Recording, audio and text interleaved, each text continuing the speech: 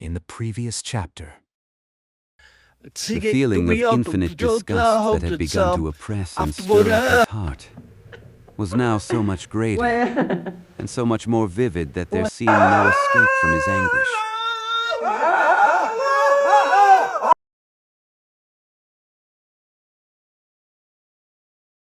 He woke up late the next day, unrefreshed after a troubled night's sleep. He woke up sour, irritable, and angry, and looked with loathing at his garret. It was a tiny little cell, about 6 paces in length, and a truly wretched sight with its dusty, yellowy, peeling wallpaper and a ceiling low enough to terrify even the modestly tall. You could bang your head at any moment. The furniture was no better. 3 old chairs, not in the best repair. A painted table in the corner, on which lay several books and notebooks under a layer of dust so thick that no hand could have touched them for many a day. And lastly, a large ungainly couch which took up virtually the entire length of the wall and half the width of the room. Once upholstered in chintz, now in tatters, it served Raskolnikov for his bed. He often slept on it without bothering to undress, and without sheets, covering himself in his old threadbare student coat and resting his head on a small pillow, which he bolstered by placing all the linen he had, clean or worn, beneath it. In front of the couch stood a little table. One could hardly sink any lower or live more squalidly, but in his current mood, Raskolnikov barely minded, just the opposite. He had withdrawn from people completely, like a tortoise into its shell, and even the face of the maid, who was obliged to attend to him and sometimes looked in, was enough to make him turn yellow and shake. So it goes with certain monomaniacs 30 who focus too much on one thing. His landlady had ceased sending up food to him 2 weeks before, but it still hadn't occurred to him to go down and have it out with her, even though he went hungry. The tenant's mood rather suited Nastasia, the cook and the landlady's sole maid, and she'd stopped cleaning for him altogether, except for the occasional half-hearted sweep every week or so. It was she who woke him up now. "Hey, lazybones," she yelled right over his head. "It's gone 9. I've brought you tea. Fancy a cup? You must be skin and bones." The tenant opened his eyes, gave a start, and recognized Nastasia. "Who's the tea from? The landlady?" he asked, slowly lifting himself up with a pained expression. As if she set before him her own cracked pot, with tea made from old leaves, and dropped in 2 yellow lumps of sugar. "Here, Nastasia, take this, please," he said, fumbling in his pocket for a handful of copper coins. He'd slept in his clothes. "And go and buy me a roll. Get me a bit of sausage, too, while you're at it, the cheaper kind. I'll bring you the roll right now, but how about some cabbage soup instead of sausage? Decent soup, made it yesterday. I put some aside, but you got in late. Decent soup it is." When the soup arrived, and he set about eating, Nastasia sat down next to him on the couch and began nattering. She was a village girl and liked a good natter. "Praskovia Pavlovna wants to complain to the Pleiss about you," she said. He furrowed his brow. "The police? What does she want?" "You never pay, and you never leave your digs. Clear enough what she wants." "That's all I need," he muttered, gritting his teeth. "Talk about bad timing. She's a fool," he added loudly. "I'll drop by today and have a word with her.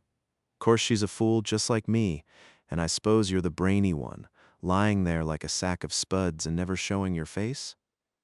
You says you used to teach children, so why ain't you doing nothing now?" "I'm doing things," replied Raskolnikov, reluctantly and sternly. "Like what? Work, work. What work?" "Thinking," he said seriously after a pause. Nastasia went into fits of laughter. She was the laughing sort, and when someone amused her, she laughed inaudibly. her whole body swaying and shaking until she even began to feel sick. Suppose it pays handsome, then, thinking. She finally managed to say, "You can't teach children if you don't have shoes. Anyway, I've spat on the whole idea. Mind you don't spit in the well. Teaching kids pays kopecks." "What good are kopecks?" he continued unwillingly, as though answering his own thoughts. "Suppose you want your fortune right now, then?" He threw her a strange look. "I suppose I do," he replied firmly after a pause. "Easy does it, or you'll give me the creeps. What about that roll, then? Up to you. I nearly forgot. A letter came when you was out yesterday." "A letter? From me? Who from?" "Don't ask me. I had to give the postman 3 kopecks. Will I get 'em back?" "Just bring it. For God's sake, bring it," Raskolnikov shouted in great agitation. The letter appeared a minute later, just as he thought, from Mother, in R province. 31 taking it. He even turned pale. It was a long time since he'd last received a letter. But now there was also something else suddenly squeezing his heart. "Leave Nastasia, for the love of God. Take your 3 kopecks and please, just go." The letter shook in his hands. He didn't want to open it in her presence. He felt like being alone with this letter. When Nastasia went out, he brought it quickly to his lips and kissed it. Then he stared for a good long while at the address, at the small, sloping handwriting, so familiar and so dear, of his mother who'd once taught him how to read and write. He delayed. He almost seemed scared. At last he opened it. The letter was large and thick, double the standard weight. 2 large sheets were covered in a minuscule script. "My dearest Rhodia," wrote his mother, "2 months and more have already passed since I last conversed with you in writing, on account of which I have suffered, and even lain awake at night, thinking. But I trust you will not blame me for this involuntary silence of mine. You know how much I love you. You are all Dunya and I have. You are everything to us, our hope, our comfort. How awful it was for me to hear that several months had already passed since you left university, being unable to support yourself. 32, and that your lessons and other means of income had ceased. How was I to help with my pension of 120 rubles a year? The 15 rubles I sent you 4 months ago were borrowed, as you know yourself, on the strength of this same pension, from our local merchant Afanasy Ivanovitch Vakrushin. He's a kind man, and he was also a friend to your father. But having granted him the right to take the pension in my stead, I had to wait for the debt to be paid off, and only now has that come to pass. So I had nothing to send you all this time. But now, thank God, it seems I can send you some more, and in fact, we even have cause to boast of our good fortune, as I hasten to inform you. First of all, dearest Radia, your sister, fancy this, has been living with me for a month and a half already, and never again shall we be parted. Her torments, God be praised, are behind her. But I'll begin from the beginning, so that you may know how it all was, and what we have kept from you until now. When you wrote to me 2 months ago that someone had told you that Dunya was suffering all manner of rudeness in the home of the Svidrigailovs, and asked me for a precise explanation, well, what could I have replied? Had I written the whole truth, you might very well have dropped everything and come to see us, on foot if you had to, for I know both your character and your feelings, and I know that you would never allow your sister to be insulted. I was in despair myself, but what could I do? I didn't know the whole truth myself at the time. The main difficulty was that Duneksha, on joining their household last year as governess, accepted an advance of a full 100 rubles on condition of a monthly deduction from her salary. And so there was really no question of her leaving the post without having first repaid the debt. She took this sum.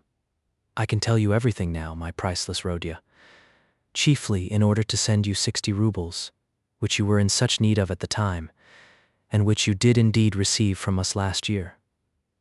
We deceived you when we wrote that it came out of Duneksha's savings. That was not the case. And now I am telling you the whole truth, because now, by the will of God, everything has taken a sudden turn for the best, and because you should know how Dunya loves you, and what a priceless heart she has. Mr. Svidrigailov did indeed behave very rudely towards her at first, making all sorts of unseemly and mocking remarks to her at table. But I am loath to dwell on all these painful details, for fear of upsetting you needlessly, when all this is now behind us. In short, although Marfa Petrovna, Mr. Svidrigailov's wife, treated her kindly and honorably, as did all the household, life was very hard for Dunya, especially when Mr. Svidrigailov, lapsing into his old army ways, succumbed to the influence of Bacchus. But can you imagine? It later transpired that this madcap had long been nurturing a passion for Dunya, but had concealed it under the guise of rudeness and contempt towards her. Perhaps he was even ashamed and horrified to find himself already advanced in years, the head of a family entertaining such frivolous hopes, so he ended up venting his anger on Dunya. Or perhaps his vulgar manner and mockery were merely intended to hide the full truth from others. But in the end he could resist no longer, and he dared to approach Dunya with an explicit and beastly proposition, promising her various rewards and, what was more, to drop everything and take her away with him to a different village or even a different country. Just imagine how she suffered. Quitting her position there and then was out of the question, not only because of her financial debt, but also out of consideration for Marfa Petrovna, whose suspicions might suddenly have been aroused, which would inevitably have sown discord in the family. Dunya, too, would have found herself mired in scandal. It wouldn't have just blown over. There were plenty of other reasons, too, and Dunya could entertain few hopes of escaping from that awful house for at least 6 weeks. You know Dunechka. You know how intelligent she is, how tough she is. She can put up with a lot, and even in the most desperate situations, find within herself enough nobility of mind to maintain her resolve. She did not even write to me about it so as not to upset me, though we often exchanged news. The denouement arrived quite unexpectedly.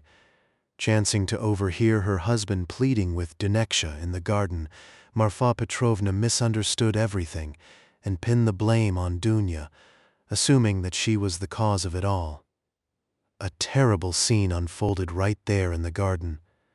Marfa Petrovna even struck Dunya a blow, wouldn't listen to a word that was said to her, wouldn't stop yelling herself, and eventually gave orders for Dunya to be driven off to me in town forthwith on a simple peasant cart onto which all her things were thrown, her linen, her dresses, untied and unpacked. Then the heavens opened, and Dunya, insulted and disgraced, had to travel 11 long miles with a peasant in an uncovered cart. Just think, what could I have written to you in reply to the letter I received from you 2 months ago, and what could I have written about? I was in despair myself. I did not dare tell you the truth, for you would have been terribly unhappy, upset, and indignant.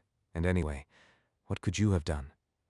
Merely make things worse for yourself, I imagine. And anyway, Duneshus forbade it, and filling a letter with trivialities, with such grief in my heart, was more than I could bear. The whole town was gossiping about this incident for an entire month, and it reached the point where Dunya and I could not even attend church on account of all the contemptuous glances and whispers, and some even spoke openly about it in our presence. All our acquaintances kept a wide berth and ceased even bowing to us in the street, and I learned for a fact that some salesmen and clerks had a mind to insult us by smearing the gates of our house with tar. 33. So the landlord started demanding that we vacate the apartment. The cause of it all was Marfa Petrovna, who managed to blame Dunya and sully her name in every household. She knows everyone here and visited the town incessantly that month, and being rather fond of talking, especially about her domestic affairs and in particular her husband, about whom she complains to all and sundry, which is quite wrong, she succeeded, in a short space of time, in spreading this story not just through the town, but across the whole district as well. I fell ill, but Duneka was stronger, and you should have seen how she bore it all. She even managed to console and reassure me. Such an angel. But by God's mercy our torments were curtailed. Mr. Svidrigailov had second thoughts, repented, and presumably taking pity on Dunya, provided Marfa Petrovna with full and certain proof of Duneksha's complete innocence. Namely, the letter which Dunya, even before Marfa Petrovna had found them together in the garden, had been obliged to write and give to him, so as to avoid the trysts and tete-a-tete he insisted on, and which, following Duneshka's departure, remained in Mr. Svidrigailov's hands. In this letter, showing great fervor and the deepest indignation, she reproached him precisely for his ignoble conduct towards Marfa Petrovna, reminding him that he was a father and head of a family, and finally, how beastly it was of him to torture and render unhappy a girl who was miserable and defenseless enough already. In a word, dearest Rhodia, this letter is so noble and so touchingly written that I sobbed when I first read it, and still cannot read it without tears. In addition, Dunya was vindicated by the belated testimony of the servants who saw and knew far more than Mr. Svidrigailov assumed. As is always the way, Marfa Petrovna was utterly shocked and destroyed all over again, as she told us herself, but she no longer had the slightest doubt as to Duneshka's innocence, and the very next day, a Sunday, she came straight to the cathedral, fell to her knees and prayed tearfully to the Almighty to grant her strength to endure this fresh trial and fulfill her duty. Then, without paying a single visit along the way, she came directly to us, told us everything, wept bitterly and utterly contrite, embraced Dunya, and begged her forgiveness. The very same morning, without a moment's hesitation, she set off from ours to visit every house in town, shedding tears and speaking of Dunechka in the most flattering terms, so as to clear Dunya's name and reaffirm the nobility of her feelings and conduct. As if that wasn't enough, she showed everybody Dunechka's handwritten letter to Mr. Svidrigailov, read it aloud, and even permitted the making of copies, which I find a little excessive.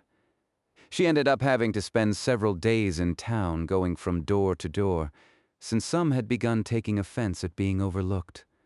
So a rota had to be established, with the result that she found people already waiting for her in every home, since everybody knew that on such and such a day in such and such a house, Marfa Petrovna would be reading this letter. And at every reading there gathered even those who had heard the letter several times before, whether in their own homes or in the homes of other acquaintances, according to the rota. My own opinion is that much, if not most of this was quite unnecessary. But such is Marfa Petrovna's character. At any rate, she fully restored Duneksha's good name, and this beastly business left its ineradicable stain on her husband alone, as the main culprit, to the extent that now I even feel sorry for him. This madcap didn't need to be treated quite so harshly. Dunya immediately began receiving invitations to give private lessons, but she turned them down.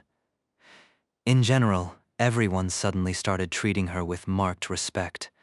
All this helped bring about that unexpected development through which our whole destiny, one might say, is now changing. You should know, dearest Rhodia, that Dunya has a suitor and has already given her assent, as I now hasten to inform you. And although the matter was arranged without your opinion being sought, you will not, I expect, be displeased either with me or your sister. You will see for yourself, from the very facts of the matter, that it would have been impossible for us to wait and put it off until we had received your reply. In any case, you would not have been able to judge all this properly from far away. This is what happened. He, already a court councillor, Pyotr Petrovich Luzhin by name, is a distant relative of Marfa Petrovna, who did much to bring this about. He began by indicating through her that he desired to make our acquaintance. was received in the appropriate manner, drank a cup of coffee, and sent a letter the very next day in which he set out his proposal with the greatest civility and requested a speedy and decisive reply. He is a business-like man, always on the go, and now he's rushing off to Petersburg, so for him every moment is precious. Of course, we were very shocked at first, since it all happened so very quickly and unexpectedly. We spent the whole day deliberating and thinking it over together.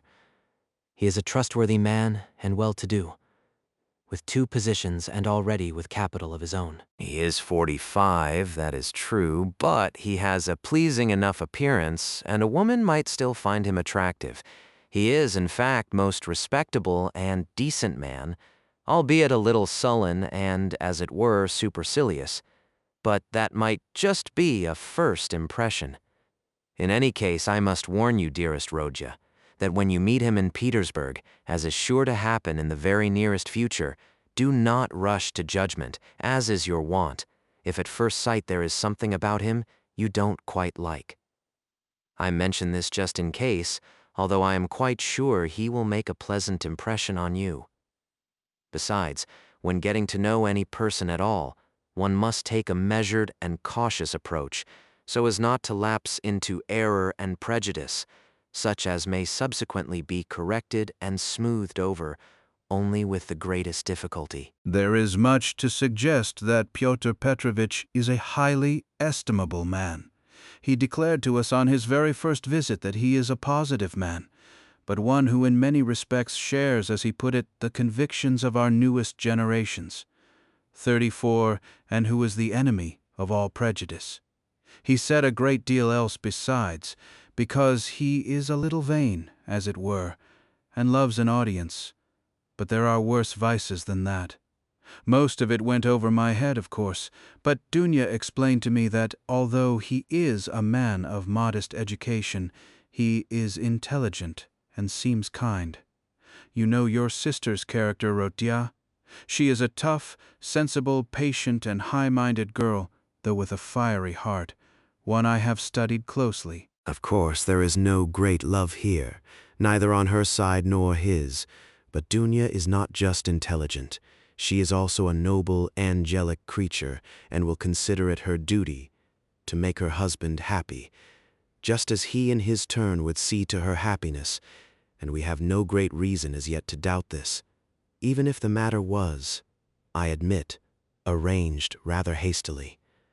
Moreover, he is a very calculating man, and he is bound to see for himself that his own marital happiness will be all the more secure the happier Duneksha is at his side. As for any discrepancies of character or old habits, or even some divergence of opinion, which cannot be avoided even in the happiest of unions, on this score, Duneksha told me she is counting on herself.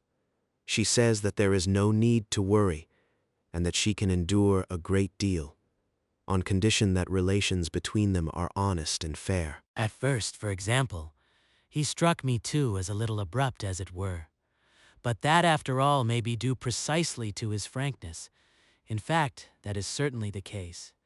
On his second visit, for example, his proposal having already been accepted, he remarked in the course of conversation that, even before knowing Dunya, he resolved to take a girl who was honest but without a dowry, one who, above all, already knew misery at first hand, because, as he explained, a husband should not owe his wife a thing, and in fact, it is far better if the wife considers the husband her benefactor. I should add that he expressed himself in somewhat gentler and more affectionate terms than these, for I have forgotten the actual expression and remember only the thought, and besides, the remark evidently slipped out without the slightest premeditation, in the heat of conversation, and he even tried to correct himself afterwards and soften his tone. But still, this struck me as a touch abrupt, as it were, and I said as much to Dunya afterwards. But Dunya replied, a little peevishly, that words are not deeds, and she is, of course, quite right. Before making up her mind, Dunechka stayed awake all night, and thinking I was already asleep, got out of bed and spent all night pacing the room. Eventually, she knelt before the icon, offered long and fervent prayers, and declared to me in the morning that she had reached a decision. I've already mentioned that Pyotr Petrovitch is leaving for Petersburg. He has important business there and wants to set up chambers in the city as a private attorney. 35, he's had his hands full with various lawsuits for a long time now, and just the other day he won an important victory. Indeed, the reason he has to go to Petersburg is that he has an important case in the Senate. 36. All of which means, dearest Rhodia, that he can be extremely useful to you as well, in every way. And Dunya and I have already resolved that, as of today, you can make a definitive start on your future career and consider your destiny to be clearly defined. Would that this came to pass? It would be such a boon that it should be considered nothing less than a direct expression of divine mercy towards us. Dunya dreams only of this. We have already ventured to say a few words on this score to Pyotr Petrovitch. He expressed himself with caution and said that since he cannot get by without a secretary, it would, of course, be better to pay a salary to a relative than to a stranger, assuming, of course, that the relative proves competent, as if you could ever be incompetent. But he immediately proceeded to express the concern that your university work may not leave time for work in his office. He left it there, but now Dunya thinks of nothing else. She has been in a kind of fever for several days now, and has already sketched everything out. How with time you may become Pyotr Petrovitch's colleague and even partner, especially since you are yourself reading law. I fully agree with her, Rhodia, and share all her plans and hopes, finding them entirely feasible. And despite Pyotr Petrovitch's current and entirely understandable evasiveness, he does not yet know you. Dunya is absolutely confident of achieving everything through her good influence on her future husband. In fact, she's quite sure of it. Of course, we took great care not to let any of these future dreams slip out in conversation with Pyotr Petrovitch, especially about your becoming his partner in his legal work. He is a positive type and might not have been best pleased, as all this would have struck him as mere dreaming. In the same way, neither I nor Dunya have breathed a word to him, yet of our firm hope that he will help us in giving you financial assistance while you are still studying. We said nothing because, first, this will eventually happen of its own accord anyway, and he will probably suggest it himself without wasting too many words, as if he could ever refuse Dunechka in such a matter. Especially now that you may become his right-hand man in the office and receive this assistance, not as an act of kindness, but as a fully merited salary. This is how Dunechka wishes to arrange things, and I fully agree with her. Second, we said nothing because I was particularly keen for you to be on an equal footing with him at our forthcoming meeting. When Dunya sang your praises to him, he replied that in order to judge a man one must first examine him oneself at close quarters, and that he would prefer to form his own opinion of you when he meets you. You know, my priceless Rhodia, it seems to me that for various reasons which have nothing to do with Pyotr Petrovitch, just my own personal reasons and perhaps just the whims of an old woman, I might do best to live apart from them once they are married, just as I am living now. I am quite sure that he will be honorable and tactful enough to invite me and to propose that I never be parted again from my daughter. And if he has not said this yet, then only because it goes without saying, but I shan't accept. I have observed more than once in life that husbands rarely take mothers-in-law to heart, and not only do I not wish to be the slightest burden to anybody, I also want to be quite free myself, at least for as long as I have a crust of bread to call my own, and children such as you and Duneka. If possible, I will live near both of you, because, Rhodia, in this letter, I have saved the best till last. Know, my darling, that very soon, perhaps, we will be together once more, and the three of us shall embrace after nearly 3 years apart. It has been decided for a fact that Dunya and I are leaving for Petersburg. When exactly, I do not know, but in any case, very, very soon, perhaps even in a week's time. Everything depends on the instructions of Pyotr Petrovich, who will let us know just as soon as he has taken his bearings in Petersburg. He is keen, for various reasons, not to waste any time and to hold the wedding at the earliest opportunity, before the next fast, if at all possible, or failing that, straight after the Feast of Our Lady. 37. How happy I will be to press you to my heart. Dunya is jumping for joy at the thought of seeing you, and once she even said, for a joke, that this alone would be reason enough to marry Pyotr Petrovich. Such an angel. She is not going to add anything to this letter, and merely told me to say that she has so much to speak to you about, so very much that she is simply unable to pick up a pen, because a few lines are not enough to say anything and one merely succeeds in upsetting oneself. She simply told me to hug you tight and send you countless kisses. But despite the fact that very soon, perhaps, we will be together in person, I will still send you some money in the next day or two, as much as I can. Now that everyone knows that Duneka is to marry Pyotr Petrovich, my credit has also suddenly increased, and I know for a fact that Afanasy Ivanovich will now trust me, on the strength of my pension, with up to as much as 75 rubles, so I may send you 25 rubles, or even 30. I would send still more, but our traveling expenses concern me.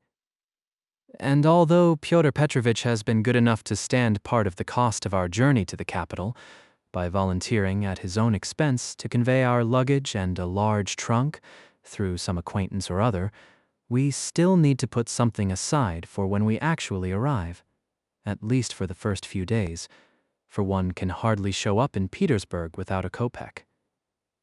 Actually, Dunechka and I have already worked it all out down to the very last detail, and the journey should not cost us too much.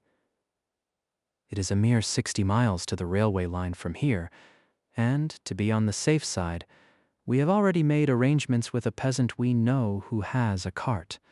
From there, Dunechka and I will have ourselves a jolly time in third class. So, I may manage to send you not 25 but even 30 rubles. But enough. I've covered 2 sheets of paper from top to bottom, and there's no space left.